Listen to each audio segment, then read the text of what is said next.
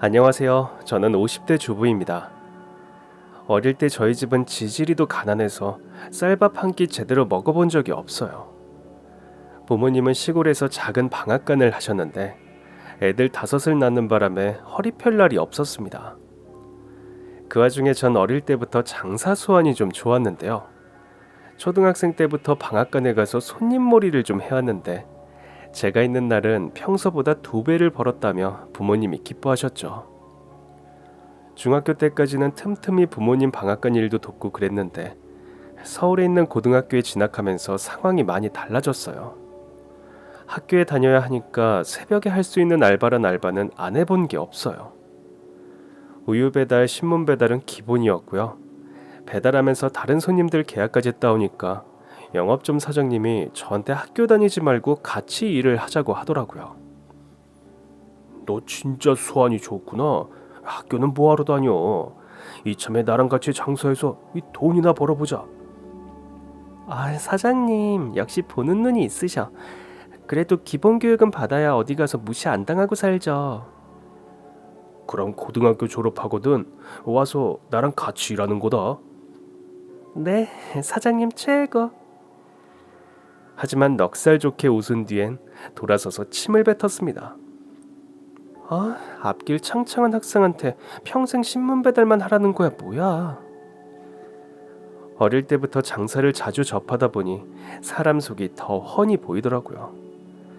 그저 자기 이웃 남길 수 있으면 아무 소리나 하는 줄 아니까 저도 그냥 넉살 좋게 받아치고 다녔어요.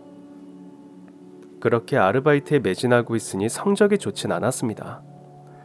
어차피 대학에 갈 생각은 없어서 반 애들이 수능 준비할 때 전 창업 준비를 했죠. 저녁에도 야간 자율학습 대신 아르바이트를 했습니다. 그렇게 벌어서 모았더니 고등학교 3학년쯤 되니까 작은 사업 하나는 시작할 수 있겠더라고요. 전 주민등록증이 나오자마자 운전면허부터 땄고 꽃 도매업을 시작했습니다. 사업이 잘 되는 바람에 고3 때는 졸업만 할 수 있을 정도로 학교에 나갔죠. 덕분에 고등학교를 졸업하자마자 창업을 할 만큼의 돈이 모였어요. 졸업 후에도 한동안 도매업을 계속하면서 발품을 받았고 드디어 시장에 자리를 하나 얻었죠. 꽃 도매하러 나가시잖아. 아유, 젊은 아가씨가 시장에서 뭘 팔려고. 그러나 저의 목적은 장사가 아니라 자리세를 받는 것이었습니다. 상인들을 계속 상대하다 보니 결국 매달 나가는 자리세가 곤욕이더라고요. 장사해도 자리세 내고 나면 남는 것도 없다는 얘기를 하도 듣다 보니 그 자리를 제가 차지해볼까 싶더라고요. 처음엔 한 자리가 됐던 게 2자리가 되고 나중엔 시장의 3분의 1은 제 것이라는 소문이 날 정도로 규모가 커졌어요. 그마저도 더는 자리가 나지 않기에 나중엔 시장 입구 건물을 사들였죠. 시장 입구 건물은 유동인구가 많아서 일단 잡으면 대박이었기 때문에 월세도 나쁘지 않게 받았죠. 그렇다고 상인들 등쳐먹는 건물주는 아니었습니다. 어려울 땐 서로 도와가면서 20대부터 시장의 큰손으로 불리기 시작했어요. 돈은 많이 벌었지만 언젠가부터 속이 좀 허전하더라고요. 그때 시장에선 늘 저를 챙겨주시던 치킨집 아주머니가 계셨는데 시장 안에서도 알아주는 맛집이었죠. 저는 주로 한적한 시간에 가서 치킨도 사 먹고 아주머니랑 이런저런 이야기를 나누곤 했어요. 알고 보니 아주머니도 저와 같은 고향 사람이었거든요. 그 방앗간 알지? 지금도 하나? 옛날에 그 집 부모님이 하실 땐 지나가는 애들한테 가래떡을 똑똑 끊어서 조청에다가 푹 찍어서 맛있게 먹으라고 주시곤 했었어. 그땐 다들 얼마나 가난할 때야. 애들이 어디서 듣고 온 건지 나중엔 애들이 간식 얻어 먹으려고 줄을 서는데도 한 명도 빠뜨리지 않고 전부 떡을 주셨어. 우리 할머니가요? 그러니 한 동네에서 그렇게 오래 장사를 하셨지. 근데 요즘은 시골에 사람이 별로 없어서 나도 시내에서 장사하다가 결국 서울로 왔잖아. 하여튼 아주머니도 대단하세요. 장사도 잘 되고 이제 걱정이 없으시겠어요.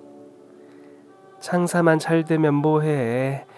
아들놈 때문에 늘 걱정이야. 아주머니에겐 제 또래 아들이 있었어요. 좋은 대학 다닌다고 하지 않았어요? 그러니까 좋은 대학만 보내놓으면 뭘 하냐고. 왜요? 언제는 엄청 자랑하시더니. 애가 어릴 때부터 몸이 약하더니 약골에 자신감도 없고 여자친구 하나 못 사귀는 거야. 그러면서 아주머니는 제 눈치를 슬쩍 보시더라고요. 그 A는 있나? A는 무슨, 저 여태 돈만 벌었는데 무슨 애인이 있겠어요. 아니 왜? 돈도 많은데 남자도 좀 만나고 결혼해서 애도 낳고 살아야지. 언젠가는 되겠죠. 이상형 같은 건 있고. 왜요? 소개해 주시게요? 그럼 내 소개 받아볼래? 그때였습니다. 엄마, 가게로 제 또래 남자가 들어오더라고요. 한눈에 봐도 범생이로 보이던 그 남잔 치킨집 아주머니의 그 골칫덩이 아들이었습니다. 그런데 말로 들은 것보다 키도 크고 인물도 훤한 게 멋있어 보이더라고요. 공부만 하게 생겼는데 저한테는 없는 걸 가진 사람이라 그런지 좀 신비해 보이기도 했어요. 치킨집 아주머니는 기다렸다는 듯이 아들에게 달려갔습니다. 아이고, 여기 우리 아들이야. 아들 인사해. 우리 시장의 젊은 큰손이야. 아주머니도 참. 안녕하세요. 네, 안녕하세요. 그러나 우리의 대화는 그게 끝이었습니다. 엄마, 집에 뭐 갖다 놓으라면서요. 아이, 저기 바로 갈라고? 과제가 많아요. 그래. 그는 아주머니가 챙겨준 것만 들고 인사도 없이 가게를 나가버렸어요. 전 조금 무안해서 먹던 치킨이나 마저 먹었죠. 그 집 치킨이 워낙 맛있다 보니 양념에 밥도 비벼 먹고 그랬거든요. 근데 그걸 그 남자가 봤다고 생각하니까 이상하게 창피하더라고요. 지금껏 한 번도 못 느껴본 부끄러움이었습니다. 아유, 제가 저렇게 사람 만나는 재주가 없고 공부만 한다고. 제 고등학교 때까진 시골에서 나왔고. 어머, 그럼 시골에서 공부해서 그 좋은 대학에 들어간 거예요? 과외는커녕 학원 한번 다녀본 적 없어. 우와, 머리가 진짜 좋은가 보다. 그렇다니까. 그러니 나중엔 뭐라도 하겠거니 생각은 하는데. 아휴. 그러면서 치킨집 아주머니는 또다시 제 눈치를 살피셨어요. 우리 아가씨처럼 싹싹하고 똘똘한 처자만 만났으면 딱이겠다 싶은데. 아주머니는 며느리 학력은 안 보세요? 대학 안 나와도 괜찮아요? 대학 나와서 뭐하게. 하도 우리 애가 책상에 앉아서 공부하는 것만 보다 보니까 나도 신물나. 며느리는 나처럼 활동적이고 대화도 잘 통하고 세상 돌아가는 것 좀 잘하는 여자였으면 좋겠어. 그래요? 정말이세요? 정말이라니까. 마치 그 처자가 저인 것만 같아서 좀 부끄럽더라고요. 그렇지만 모른 척 집으로 돌아왔어요. 근데 자꾸만 추억 늘어져 있던 치킨집 아들이 자꾸 생각나는 거예요. 그러다 명절에 고향집에 갔는데 동창 모임이 있다며 친구들에게 연락이 왔어요. 가보니 30명이 넘는 애들이 횟집에 모여 있는데 모르는 사람이 대부분이더라고요. 너 3반 걔지? 방앗간집 딸. 맞아. 넌 누구야? 전혀 기억이 안 나는데? 야, 나 전교 2등이었거든. 뭐? 전교 1등도 아니고 2등? 그러자 그 친구가 옆에 있던 남자 동창을 툭 치면서 그러더라고요. 만년 전교 1등은 이 자식이었지. 덕분에 내가 만년 2등이었잖냐. 그러면서 가리킨 그 남자는 치킨집 아주머니 아들이었습니다. 이 자식 진짜 꼴통이었는데 전교 1등이면 뭐해. 맨날 우리한테 얻어맞고 다녔는데. 맞아, 찐따. 진짜 찐따 그 자체였지. 주변에 있는 남자 동창들이 그를 찐따라고 놀리며 낄낄거리는데도 치킨집 아주머니 아들은 그냥 웃어 넘기더라고요. 치킨집 아주머니를 통해 그가 저와 같은 중학교에 다닌 건 알고 있었지만 이렇게 만날 줄은 꿈에도 몰랐어요. 치킨집에서 봤을 때부터 워낙 소심해 보이기도 했고 이런 모임에 나올 거란 생각도 못한 거죠. 모두가 이 차를 외치던 그때 전 좀 피곤해져서 조용히 모임 장소를 빠져나왔습니다. 대부분이 대학을 다녀서 그런지 저처럼 사회에서 구른 사람과 다르게 동창들은 겉멋만 번지르르 한 게 재미가 없더라고요.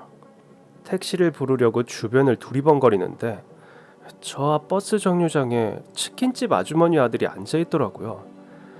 또 마주쳤는데 모른 척하기도 뭐해서 슬쩍 말을 걸었죠. 같은 동네면 같이 택시 타고 가요. 괜찮습니다. 명절이라 온 거예요? 아주머니도 와 계시나? 네, 와 계세요. 그렇구나. 그러나 대화는 뚝뚝 끊기기만 했죠. 침묵이 너무 어색해서 별로 궁금하지도 않은 질문을 했습니다. 전공이 뭐예요? 경영학이요. 제가 물으면 그는 대답만 할 뿐 저에게 뭘 더 묻진 않더라고요. 진짜 사회성이 전혀 없구나 싶어 갑갑했어요. 택시 진짜 안 탈 거예요? 택시 안 잡혀요. 네? 시내에서 그 동네까지 가준다는 택시가 없을 거예요. 그때 저 멀리서 고향 동네로 들어가는 버스가 오더라고요. 이게 막차예요. 그는 그 말만 남긴 채 버스에 올랐고 저는 멍하니 그가 타는 것을 보고 있었습니다. 곧 버스 문이 닫혔고 버스가 타기 출발하려던 그때 갑자기 버스가 멈추더니 뒷문이 열렸어요. 진짜 안 탈 거예요? 진짜 버스 없어요. 전 결국 버스에 탔고 그와 함께 같은 동네에서 내렸습니다. 시골 동네라 그런지 가로등이 많지 않아 캄캄하더라고요.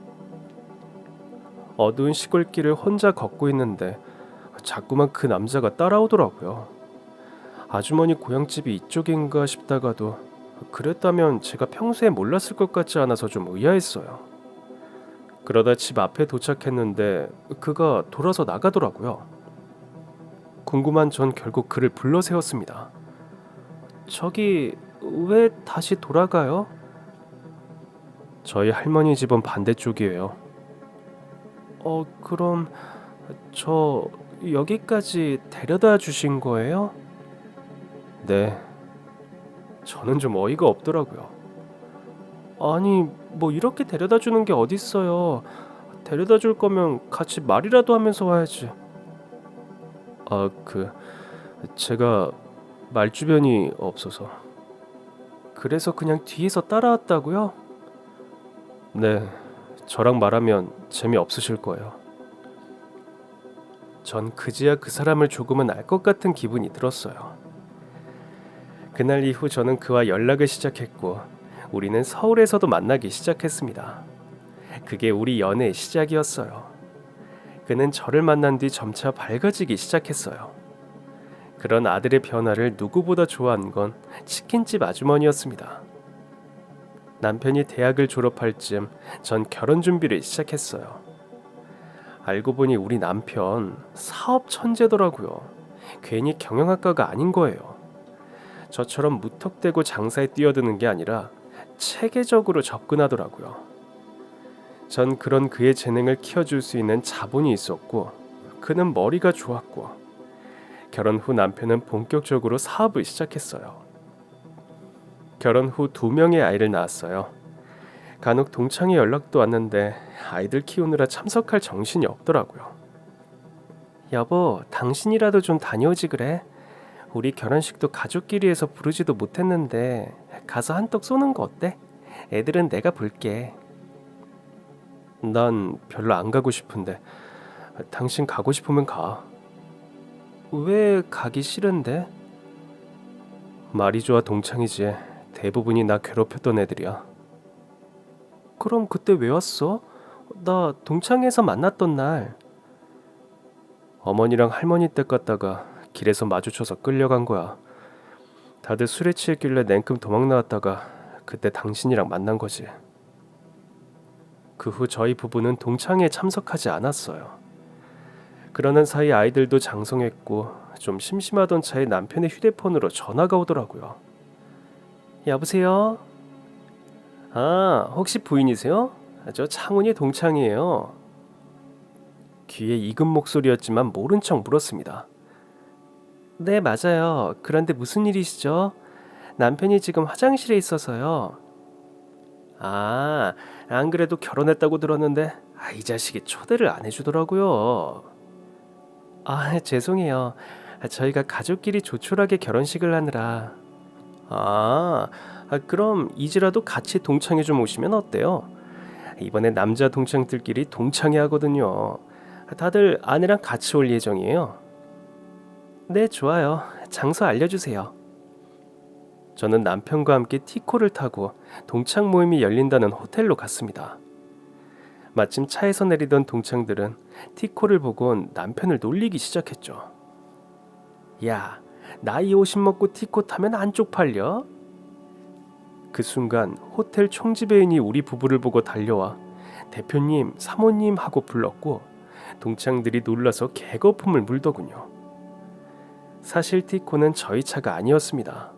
예전에 시어머니가 시장에서 치킨 장사를 하실 때 쓰던 차였죠. 낡아도 너무 낡은 티코를 타고 온 이유는 하나. 남편을 괴롭히다 못해 때리기까지 했던 동창들을 놀라게 해주고 싶어서였습니다. 결혼 후 1년쯤 됐을 때 시어머니가 암 진단을 받으셨어요. 시장에서 가장 잘 나가던 치킨집 문을 하루아침에 닫게 됐을 때 시어머니는 제 살을 찢어내는 것처럼 힘들어하셨습니다. 암 고치고 와서 다시 하면 되는데 꼭 닫아야 할까? 어머니, 일단 가기는 세주고 치료에 전념하세요. 그 다음엔 또 해도 되는 거지? 완치되시면 다시 생각해 볼게요. 시어머니는 입이 삐쭉 나오셨고 전 남편에게 고민을 털어놨어요. 어머니가 치킨집에 미련이 많으시네. 완치하셔도 나이가 있으셔서 힘들 거야. 그러니까 어떻게 하면 어머니가 좀 덜 섭섭하시려나? 사실 남편의 사업 종목은 숙박업이었어요. 그즈음 국내에서 아직 알려지지 않은 명소를 찾아내 리조트를 짓고 있었거든요. 그러던 어느 날 남편이 저에게 그러더라고요. 사실 국내에도 좋은 곳이 많은데 숙박료 자체가 터무니없이 비싸잖아. 그런데 우리가 진짜 근사한 리조트를 합리적인 가격으로 사용할 수 있게 한다면 경쟁력이 분명 있을 거야. 국내 여행이 아직 활발하지 않던 때였지만 전 남편의 안목을 믿기로 했어요. 그렇게 남편의 1호 리조트는 대박이 터졌습니다. 실제로 주변이 관광지로 개발됐기 때문이었죠. 아무래도 남편은 이미 버려놓은 사업으로 너무 바쁠 때였습니다. 결국 제가 어머니의 한을 풀어드릴 치킨 브랜드를 론칭하기로 했습니다. 전 어머니께 맛의 비법을 전수받았고 그걸 토대로 치킨 브랜드를 만들었어요. 그러자 시어머니가 너무 좋아하시더라고요. 세상에, 이게 우리 치킨 브랜드라고? 네, 시장에서 시작하신 어머니의 치킨을 전수받아서 만든 거예요. 대표는 저지만 실세는 어머니란 뜻이죠. 덕분인지 시어머니는 수술도 잘 받으셨고 완치 판정도 받으셨습니다. 실제로 우리 치킨 브랜드의 맛은 시어머니의 비법을 그대로 사용한 것이었어요. 당시 시장 치킨을 기억하시는 분들을 중심으로 입소문이 나기 시작하면서 체인점만 전국에 1000개가 넘게 생겼습니다. 시어머니도 완치 후엔 저와 같이 메뉴 개발도 하시고 바람도 쐴 겸 함께 매장도 다니시며 맛을 전수해 주셨어요. 그렇게 사업도 잘 되고 아이들도 잘 크는데 남편이 가끔 악몽을 꾸는지 험한 잠꼬대를 하더라고요. 저리 안 가. 가라고. 하지마. 어떤 날은 남편의 비명에 아이들까지 깬 적도 있었고요. 또 어떤 날은 남편이 자다가 절 발로 차는 바람에 바닥으로 굴러 떨어진 적도 있었습니다. 얼마나 세게 찼던지 바닥에 떨어지면서 허리를 제대로 다쳤어요. 여보, 미안해. 도대체 무슨 꿈을 꾼 거야? 솔직히 기억은 안 나. 근데 무서웠던 것 같아. 당신 아무래도 안 되겠어. 우리 같이 상담 좀 받아보자. 전에도 몇 번 남편에게 상담을 권한 적이 있었어요. 자꾸 자다가 비명을 지르질 않나. 사업할 땐 멀쩡한 사람이 고향엔 가기 싫어하는 것도 그렇고 마음에 영 걸리더라고요. 그러나 절 다치게 한 뒤론 남편도 군말 없이 상담을 받겠다고 하더라고요. 혹시 학창 시절에 학교 폭력을 경험하셨나요? 네, 그런 것 같았어요. 여러 검사를 해봤는데 학창 시절에 대한 기억이 부정적이시고 정확히는 부정적인 걸 넘어서 고통스러워 하시는 것 같다는 생각이 들거든요. 공부는 참 잘했는데 주변에서 찐따라고 괴롭혔던 것 같아요. 그러니까요. 꼭 그런 나쁜 친구들이 있어요. 자기 못난 걸 타인에게 전가해서 괴롭히는 경우인데 남편분이 너무 착하셨던 거죠.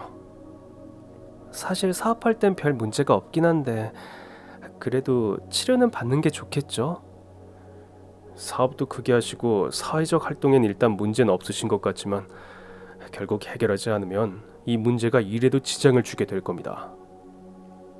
남편은 상담을 받기 시작했고 기본 10회기의 상담을 마친 뒤론 전보단 밝아진 것 같았어요. 그 즈음에서 남편의 동창에게서 전화가 왔던 거죠. 동창회 가겠다고 약속한 뒤 전화를 끊는데 마침 남편이 화장실에서 나오더라고요. 여보, 동창회 연락인데?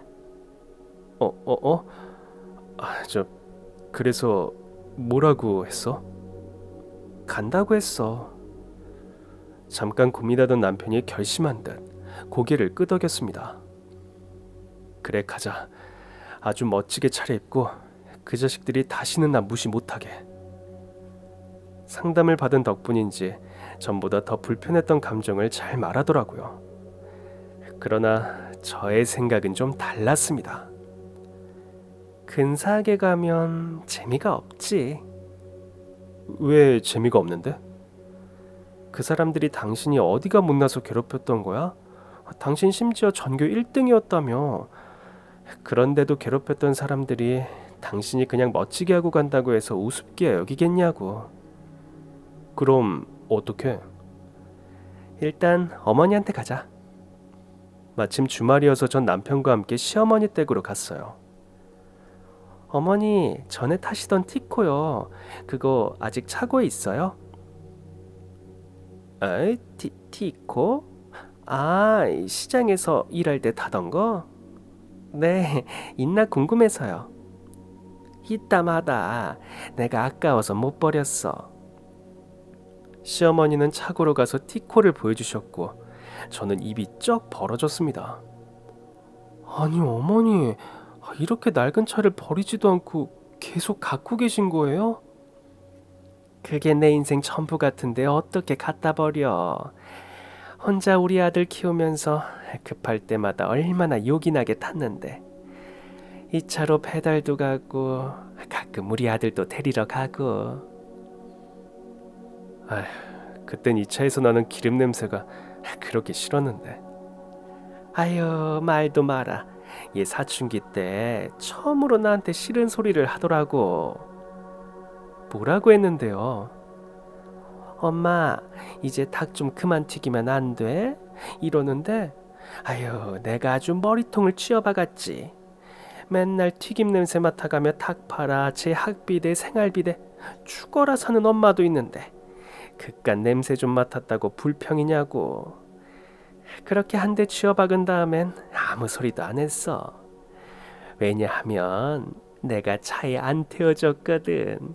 기름 냄새 싫은 너는 그냥 걸어오라고. 우리는 그 얘기를 듣고 한참을 웃었습니다. 잘못은 확실히 가르치는 시어머니 덕분에 남편은 예의범절이 바른 사람으로 자란 것 같았어요. 다만 한 가지 궁금한 게 있었습니다. 일단 전 어머니께 티코를 빌리기로 했어요.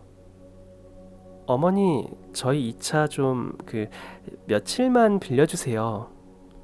에? 저 차는 뭐하게? 타려고요. 아유, 엄마, 절대 안 된다. 창고에 처박아 둔이 있는 거지. 타는 건 절대 안 돼. 움직이지도 않을걸. 그럼 일단 정비소 불러서 검사해보고 문제 있으면 고쳐서 타죠 뭐. 아니, 니들 지금 타고 온 차도 있고 비싼 외제차도 한 대 더 있으면서 뭐하러 저 차를 타겠대. 전 일단 어머니께는 작전을 말씀드리지 않았어요. 대신 정비업체를 불렀고 남편에게 같이 가서 차 상태도 좀 살펴보고 고칠 게 있으면 고쳐서 집까지 차를 갖다 놓으라고 했습니다. 남편을 정비소로 보낸 뒤 어머니와 둘이 남은 전 궁금했던 걸 물었습니다. 어머니, 혹시 서울로 이사 오신 게 다른 이유는 아니었어요? 무슨 다른 이유는 시골 시내라 장사가 잘 안 돼서 그랬다니까. 이 정도 솜씨면 아무리 시골 시내여도 장사가 안 됐을 것 같진 않은데요. 제가 끝까지 캐묻자 시어머니는 시인했습니다. 그래, 맞아. 네 말대로 장사는 잘 됐어. 바로 옆에 있던 떡볶이집 언니랑 둘이 엄청 친했는데 그 집 떡볶이도 엄청 맛있었거든.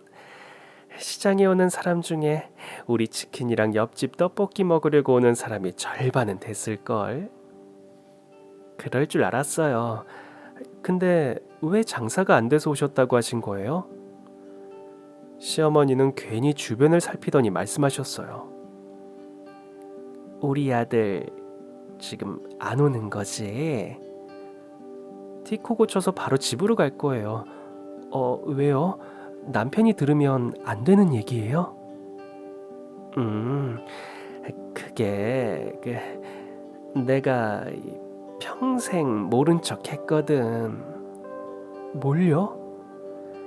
글쎄, 그 애가 학교에서 괴롭힘을 당했더라고.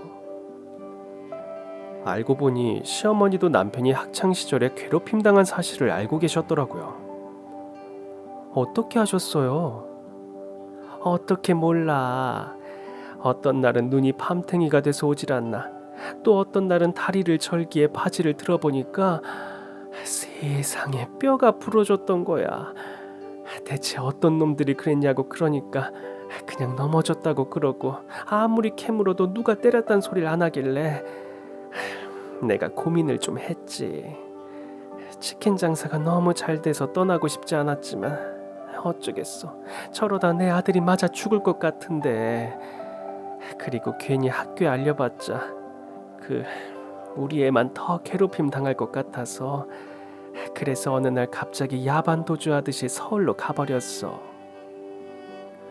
그 즈음을 생각하던 시어머니의 눈가가 촉촉해졌습니다. 그가 모은 돈은 있는데 계획도 없이 와버린 상태였고 서울 물가가 보통 비싸야지. 수중에 있던 돈으로 겨우 방 하나 구하고 시장 가서 자리 좀 얻어보려고 했더니 아유, 텃세가 장난이 아닌 거야. 어머니, 너무 힘드셨겠어요. 그땐 지금이랑 비교도 안 되게 시장 여자들이 드셌어. 내가 자리 얻으려고 하면 빗자루 들고 쫓아오는 년들도 있었다니까. 그럼 어떻게 자리를 얻으신 거예요? 나중에 빗자루 들고 쫓아오던 년을 붙잡고 내가 무릎까지 꿇고 하소연했지.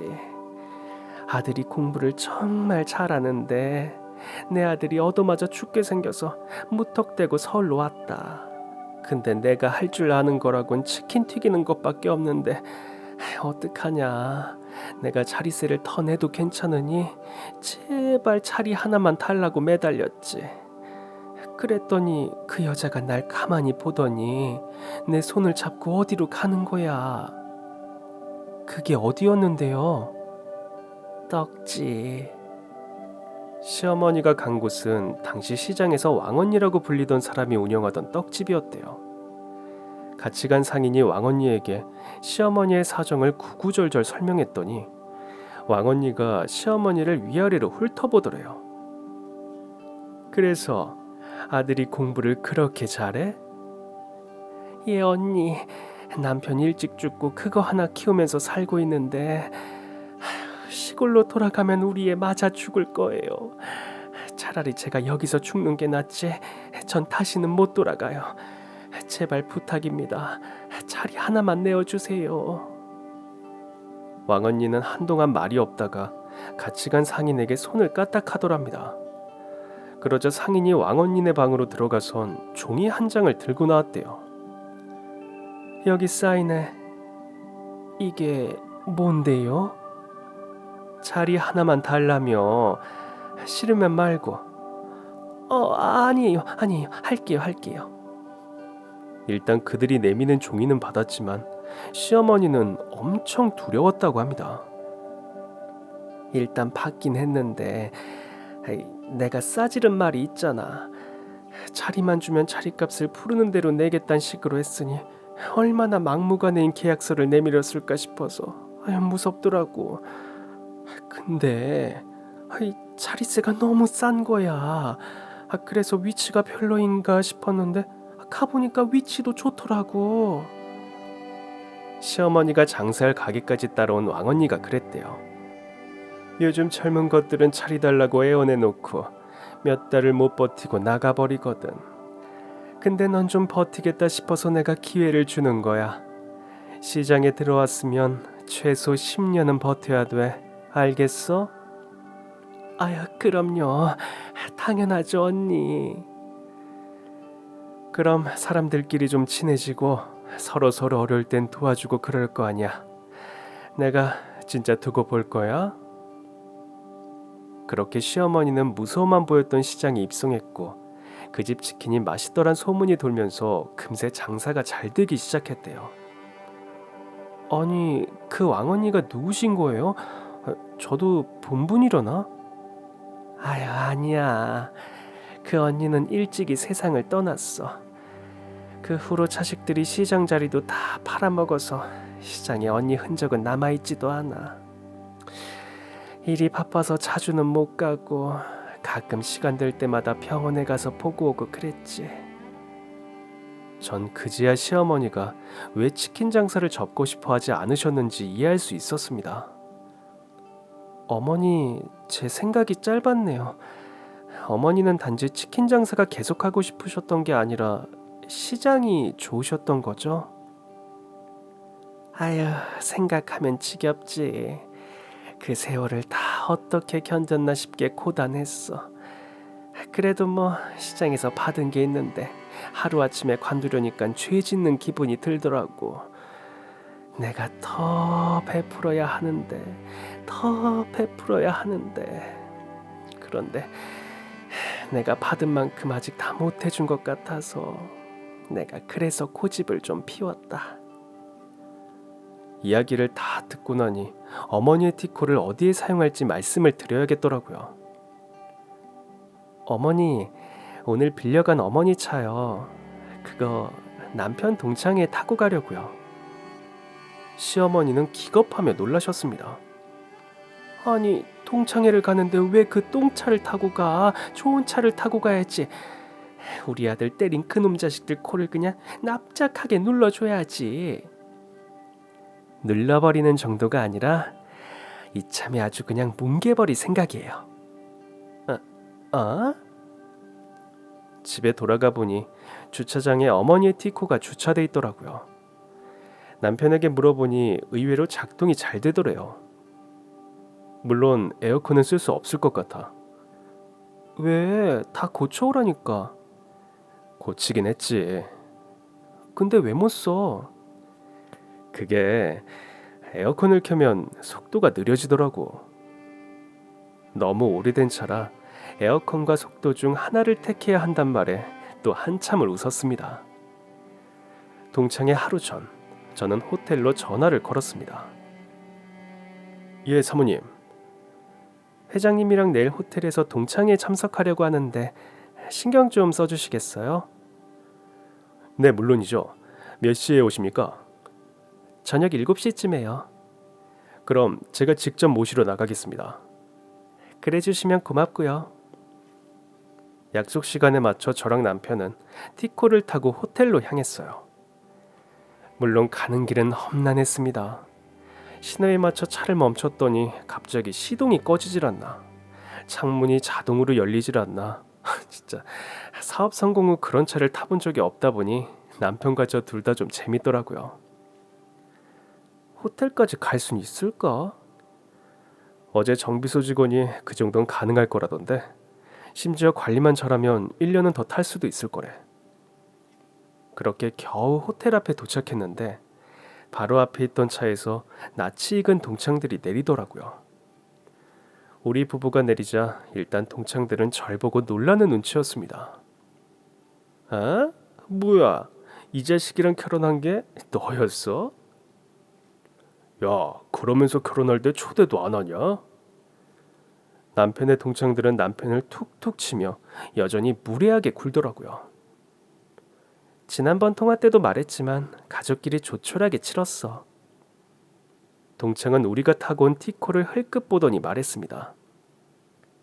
아이, 보아하니까 조촐하게 치를 수밖에 없었겠는데. 내 말이 그 말이야. 야, 나이 50 먹고 티코 타면 안 쪽팔려? 이젠 가난도 죄다. 나이 50 먹고도 공부만 하는 건 아니지. 야, 그래도 그 와중에 옷은 또 비싼 거 입었네. 응? 야, 그 옷은 또 뭔데? 어디서 빌려왔냐? 그럼 니들은 무슨 일 하는데? 평소라면 입을 꼭 다물고 있었을 남편이 어쩐 일로 질문을 다 하더라고요. 난 대기업 다니지 마. 난 공무원. 넌 뭐 하는데? 그들의 질문이 끝난 그 순간 호텔 총지배인이 저희 부부를 보고 달려오더라고요. 대표님, 사모님. 그는 숨이 차게 뛰어오더니 말했습니다. 아이고 죄송합니다. 제가 좀 늦었습니다. 안 늦으셨어요. 우리가 일찍 온 거죠. 정말 죄송합니다. 홀에서 갑자기 응급 상황이 생겨서요. 잘 해결은 했나요? 예, 매뉴얼대로 잘 해결했습니다. 우리 부부와 지배인의 대화에 동창들은 당황한 눈치였습니다. 아니 지금 뭐라는 거야? 대표님, 사모님? 남편은 여유로운 미소를 짓더니 말했습니다. 일단 들어가자. 들어가서 설명할게. 남편이 호텔 안으로 들어가려 하자 지배인이 달려가 먼저 문을 열었어요. 전 남편에게 팔짱을 낀 채 나란히 들어갔고 동창들은 우리 부부의 뒤를 허겁지겁 따라왔습니다. 대체 이게 어떻게 된 일이야? 아니 너 무슨 사업해? 벤처기업? 아님 설마 중소기업? 가만히 듣고 있던 지배인이 동창들을 향해 말했어요. 저희 호텔 주인이십니다. 동창들은 믿기지 않는다는 듯 호텔 지배인의 신분을 확인하려 들었습니다. 에이, 지금 연기하는 거죠? 진짜 호텔 지배인 어딨어요? 이거 이름표도 가짜 아닌가? 그러자 다른 호텔 직원에게 가서 이름표를 확인하는데 진짜 아주 가관이더라고요. 결국 카운터에 있는 호텔 직원들까지 불러와선 그러는 겁니다. 저기요. 이 사람이 진짜 지배인 맞아요? 예. 저희 호텔 총 지배인이십니다. 그럼 이 애들은요? 동창이 저희 부부를 가리켰고 호텔 직원은 당혹스러운 얼굴로 대답했습니다. 물론 저희 호텔 대표님 부부십니다. 무엇 때문에 그러십니까? 그러면서 난처한 얼굴로 우리 부부를 보기에 전 직원을 돌려보냈어요. 이제 가보셔도 돼요. 수고해주세요. 네, 사모님. 즐거운 시간 보내십시오. 동창들은 직원이 돌아가는 모습을 멍하니 보고 있었습니다. 마침 엘리베이터가 도착했고 지배인이 가장 꼭대기층을 눌렀어요. 저기, 거기 우리 약속 장소 아닌데. 우린 지하 식당이에요. 대표님께서 장소를 변경하셨습니다. 며칠 전 동창에게 장소를 들었는데 호텔 지하 식당을 예약했더라고요. 물론 호텔 지하 식당도 꽤 비싼 편이긴 했습니다. 그러나 사실상 일반 식당과 별반 다를 게 없는 곳이었습니다. 그 식당에서 가장 큰 룸을 예약했다는데 아무래도 저희 부부성에는 차지 않았습니다. 여보, 그래도 우리가 호텔 주인인데 VIP 서비스는 보여줘야 하지 않을까? 그래야지. 그렇게 약속 장소를 업그레이드 시켜주었고 이미 식당에 도착했거나 도착할 동창들에게도 직원들이 직접 안내를 할 예정이었습니다. 꼭대기층 VIP 라운지에 도착한 동창들은 입이 쩍 하고 벌어졌습니다. 우리 호텔의 꼭대기층은 서울이 한눈에 내려다 보이는 통창으로 된 최고급 레스토랑이었어요. 동창회를 즐길 수 있게 자리 배정까지 다 바꾸어둔 상태였고 저희 부부는 지배인이 안내하는 상석으로 가서 나란히 앉았습니다. 이미 와있던 동창들도 안을 구경하느라 정신이 없더라고요. 야, 진짜야? 네가 이 호텔 주인이라며? 지하에 갔다가 안내받고 깜짝 놀랐어. 맞아. 마음껏 즐겨. 야, 너 성공했다. 역시 잘 사는 애들은 요란하지가 않아. 아니, 이번 동창회 주최한 건 혹시 니들 아니야? 그러면서 다른 동창들이 우리 부부와 같이 온 두 동창을 보더라고요. 그래서 내가 호텔로 잡았잖아. 아유, 진짜 아까 거기 보고 여기 보니까 비교가 안 된다.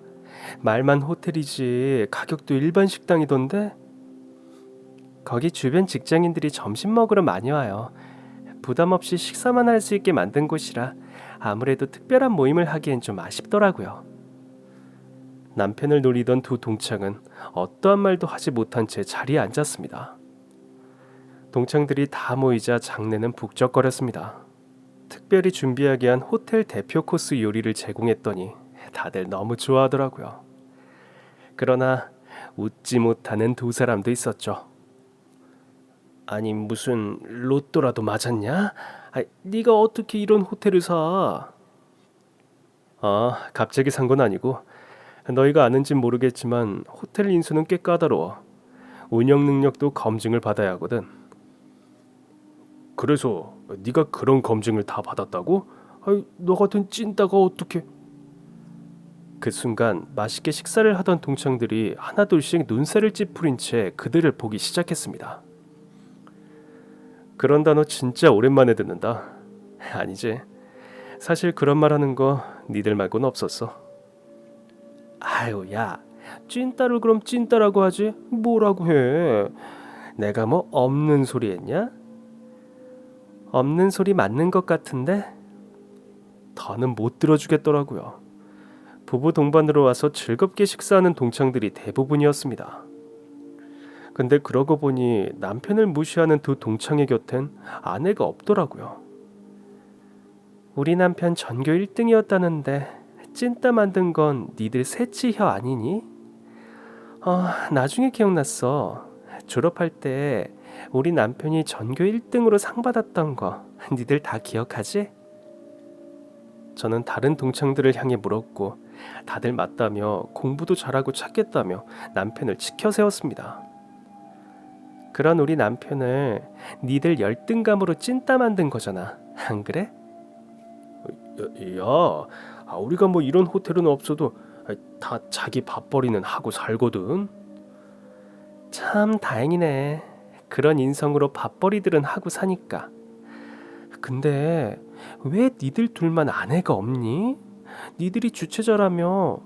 이거 모임 부부 동반 아니었어? 그 순간 두 동창의 얼굴이 새빨개지더라고요. 그때 멀리서 한 동창의 아내가 말했습니다. 저쪽 아내분 저랑 건너 건너 아는 사이인데 이혼 직전이라고 소문났던데요? 난 아니야. 난 그냥 좀 싸운 것 뿐이야. 하도 자주 싸워서. 그렇다면 남은 동창은 특히나 우리 남편에게 말을 못 듣게 하던 그 동창놈뿐이었습니다. 전 그를 가리키면서 말했습니다. 혹시 그 못된 손벌은 못 고치고 아내한테도 손댄 건 아니고? 속이나 뒤집을 생각으로 막 던진 말이었는데 그 동창 대답을 못 하더라고요. 전 남편을 보며 물었습니다. 당신 때렸던 동창이 얘 맞아? 맞아. 걔가 주도했고 그 옆에는 동조했고 다른 똘마니들은 어디 보자. 오늘은 안 왔네. 그 후 식사가 끝나도록 그 두 동창놈은 아무 말이 없었습니다. 식사가 끝난 뒤 와인과 안주가 나왔고 모두가 흥겨운 시간을 이어갔습니다. 그러다 선물을 뽑는 시간이 왔어요. 이것 또한 저와 남편이 준비한 이벤트였습니다. 전 남편과 함께 미리 준비되어 있던 단상으로 올라갔어요. 사실 저도 같은 학교 출신이라 동창입니다. 물론 오늘은 남편 동창의 아내로 따라왔고요.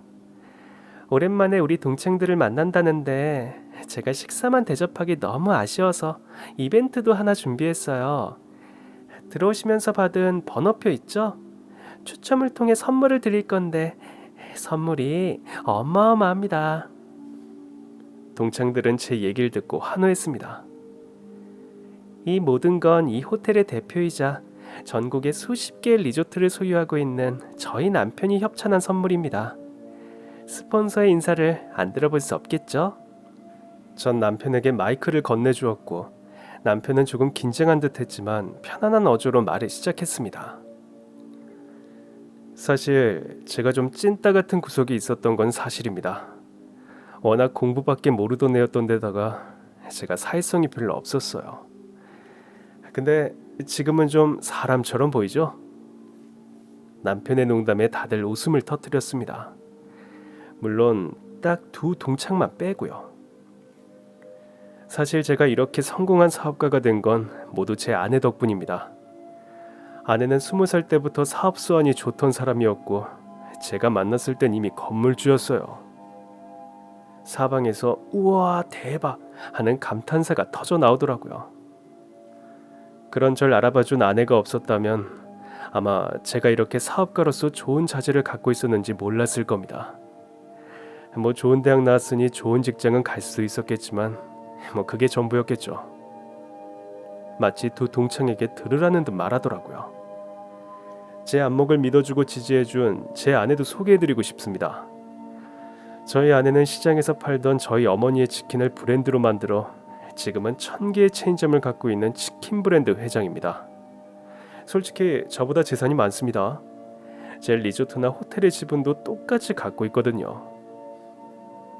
남편의 말이 이어질수록 남편을 괴롭히던 두 동창의 얼굴은 새하얗게 질려갔습니다. 그때 다른 동창이 묻더라고요. 근데 이렇게 잘 살면서 결혼할 때 왜 연락도 안 한 거야? 전 남편을 괴롭히던 두 동창을 보며 말했습니다. 가족끼리 조촐하게 치렀어. 내가 결혼하고 싶었던 데가 있었거든. 그게 어딘데? 외국 섬에 있는 옛날 성인데 내 로망이 그 성에서 가족끼리 단란하게 결혼하는 거였거든. 그러고 보니까 결국 그 성 샀잖아. 그래서 우린 한 번씩 휴양하러 가. 두 동창은 눈알이 튀어나올 듯 놀란 눈치였습니다. 그러거나 말거나 남편이 인사를 이어갔어요. 가장 중요한 말을 깜빡했네요. 이렇게 좋은 시간을 선물해 드릴 수 있어서 정말 기쁩니다. 오늘 동창회 오시려고 다들 회비도 내신 걸로 아는데 그거 다들 돌려받으세요. 오늘 비용은 제가 전부 다 쏩니다. 그런데 두 동창이 놀란 얼굴로 서로를 보더라고요. 저는 그 순간을 놓치지 않고 동창들을 향해 말했습니다. 그런데 제가 10대 때부터 사업을 했다 보니 계산이 좀 빠르거든요. 오늘 내신 비용이랑 인원을 보니까 저희 호텔 지하 식당 예약 비용보다 훨씬 많을 것 같은데 두 분 사용하신 내역 동창들과 공유하고 전액 환급해 주세요. 아시겠죠? 제 말에 그 못된 동창놈이 버럭대더라고요. 아니, 네가 무슨 권리로 내역을 보여달란 말이야? 이건 엄연히 남자 동창이잖아. 당황하는 꼴이 역시나 회비를 횡령한 것 같더라고요. 그러자 주변에 있던 남자 동창들이 소리쳤습니다. 야 임마, 당연히 사용 내역을 공개해야지. 그것도 안 하면 청부를 하면 되나? 지금 당장 보내. 결국 두 동창은 그 자리에서 내역서를 공개할 수밖에 없었고 호텔 지하 식당 비용은 걷었던 회비의 절반밖에 안 된다는 사실이 들통나고 말았습니다. 와, 이 자식들 완전 사기꾼들 아니야? 야, 니들 같은 놈들이 진짜 찐따지. 해먹을 게 없어서 동창들 등을 헤쳐먹어? 두 동창은 가진 욕을 다 들어먹으며 있는 돈 없는 돈을 다 긁어 겨우 동창들에게 회비를 돌려주었습니다. 그리곤 화장실에 간답시고 다시는 돌아오지 않더라고요. 모든 상황을 마친 뒤 우리는 다시 선물 추첨을 시작했고 놀랍게도 1, 2등은 도망간 두 동창놈들이었습니다. 선물은 고가의 의류 관리기와 안마의자였지만 다시 추첨해 선물의 주인은 바뀌었죠. 그날 이후 남편의 상담 횟수를 줄였어요. 이젠 악몽도 꾸지 않고 자다가 절 발로 차는 일도 없었습니다. 시어머니께 티코를 돌려드리며 동창회에서 있었던 이야기를 들려드리니 이제야 묵은 체중이 가신 것 같다며 기뻐하시더라고요. 전 그날 동창회에 온 동창 모두에게 호텔 숙박권을 선물로 보냈습니다. 물론 그 나쁜 두 동창놈만 빼고요. 근데 여보, 동창들한테 돈을 너무 많이 쓰는 거 아니야? 동창회 비용도 우리가 내고 선물도 우리가 마련한 건데. 여보, 내가 설마 그 동창들 예쁘다고만 줬을까? 그럼 왜 준 건데? 아니 뭐 우리 대신 그 자식들한테 찐따라고 해준 것도 고맙고 하지만 더 큰 이유는? 더 큰 이유는? 이게 바로 지인 마케팅이지. 이미 VIP 라운지도 이용해 받겠다. 호텔룸까지 이용해 받겠다. 분명히 또 오게 돼 있어. 이왕 호텔 예약할 거면 우리 동창 호텔로 가자. 이렇게 된다니까? 그리고 분명 우리 호텔 VIP가 될 만한 애들도 분명 있었을 거야. 원래 진짜 뭐가 있는 사람은 조용히 있지 요란하지 않잖아. 하여튼 우리 와이프 장사수와는 알아줘야 해. 그러니까 앞으로도 나한테 잘하란 말이야. 예, 평생 모시고 살겠습니다. 실제로 우리가 쏜 숙박권은 홍보 효과를 톡톡히 봤습니다. 동창들은 지인의 지인에까지 우리 호텔을 추천했더라고요. 저희 부부는 동창들의 성화에 못 이겨 앞으로도 우리 호텔이나 리조트에서 동창회를 주최할 예정입니다. 물론 그 나쁜 두 동창놈에게도 초청장은 보낼 생각입니다. 물론 아마도 오지는 못하겠지만요. 그럼 지금까지 제 긴 사연 들어주셔서 정말 감사합니다. 오늘도 행복한 하루 되세요.